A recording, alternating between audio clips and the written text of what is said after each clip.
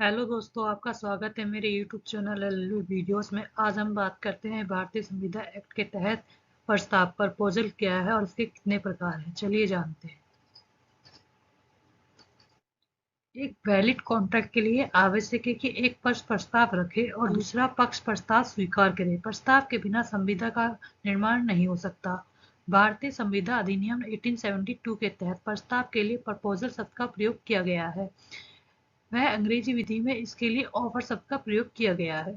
प्रस्ताव भारतीय संविदा अधिनियम की धारा 2A के अनुसार जब एक व्यक्ति दूसरे व्यक्ति को किसी कार्य को करने अथवा न करने के विषय में इच्छा इस उद्देश्य से प्रकट करता है कि उस व्यक्ति की सहमति उस कार्य को करने अथवा न करने के विषय में प्राप्त हो जाए तो इच्छा का प्रस्ताव कहते हैं।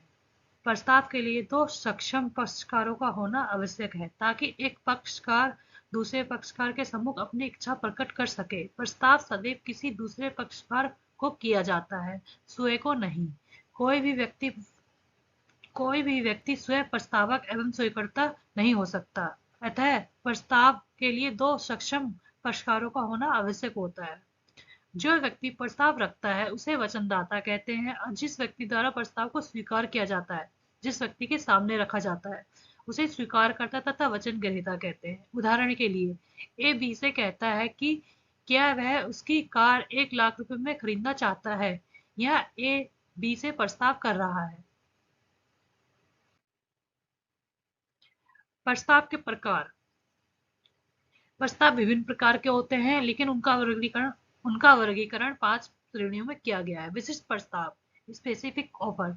जब कोई प्रस्ताव निश्चित व्यक्ति या व्यक्तियों से किया जाता है तब उसे विशिष्ट प्रस्ताव कहा जाता है। चूंकि प्रस्ताव निश्चित व्यक्ति अथवा व्यक्तियों से किया जाता है, अतः स्वीकार करने वाला व्यक्ति जिसे स्वीकारकर्ता कहा गया है। इसमें स्वीकृति की सूचना स्वीकारकर्ता द्वारा प्रस्तावक को देना आवश्यक होता है। सामान्य प्रस्ताव, जनरल ऑफर, वह प्रस्ताव है जो निश्चित व्यक्ति अथवा व्यक्तियों से नहीं किया जाता, बल्कि संसार का कोई भी व्यक्ति इसे स्वीकार कर सकता है। इसीलिए विशिष्ट प्रस्ताव की भांति इसमें स्वीकृति की सूचना प्रस्तावक को दिया जाना आवश्यक नहीं होता। एग्जाम्पल के लिए, जैसे किसी मॉल में कोई सेल लगती है तो वह एक जनरल ऑफर है, क्योंकि वह सभी व्यक्तियों के लिए है ऑफर, ना कि किसी स्पेसिफिक एक पर्सन के लिए।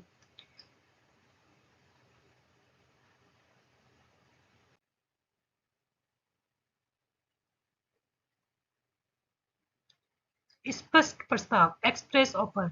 जब प्रस्ताव बोलकर या लिखकर किया जाता है तो इसे स्पष्ट प्रस्ताव कहा जाता है। सांकेतिक प्रस्ताव, यह प्रस्ताव शब्दों द्वारा न होकर कार्य द्वारा किए जाते हैं। यात्रियों को एक स्थान से दूसरे स्थान के टिकट के बदले ले जाने का प्रस्ताव। रेलगाड़ी को स्टेशन पर आना ही है रेलगाड़ी को स्टेशन पर आना ही है, यह सामान्य प्रस्ताव का उदाहरण है।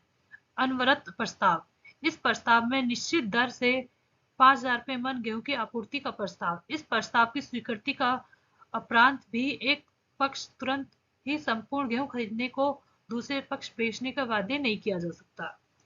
प्रस्ताव को रद्द किया जाना, प्रस्तावकर्ता किसी प्रस्ताव को स्वीकार किए जाने से पहले उसे रद्द कर सकता है, लेकिन रद्द की सूचना स्वीकृति से पहले दी जानी चाहिए। यदि प्रस्ताव जनसाधारण के लिए किया गया है तो प्रस्ताव रद्द की सूचना प्रस्ताव के समान हो। हालांकि एक प्रस्ताव जो स्वीकार हो चुका है उसे रद्द नहीं किया जा सकता। यदि प्रस्ताव एक पक्षीय संविदा है तो आमतौर पर प्रस्ताव को रद्द नहीं किया जा सकता। एक बार वचन ग्रहीता ने प्रस्ताव का अनुरूप प्रदर्शन शुरू कर दिया तो किसी भी स्थिति में प्रस्ताव को रद्द या वापस नहीं किया जा सकता। ऐसे ही इंटरेस्टिंग वीडियो के लिए आप मेरी आईडी को फॉलो करें एंड चैनल को सब्सक्राइब करें। Thank you.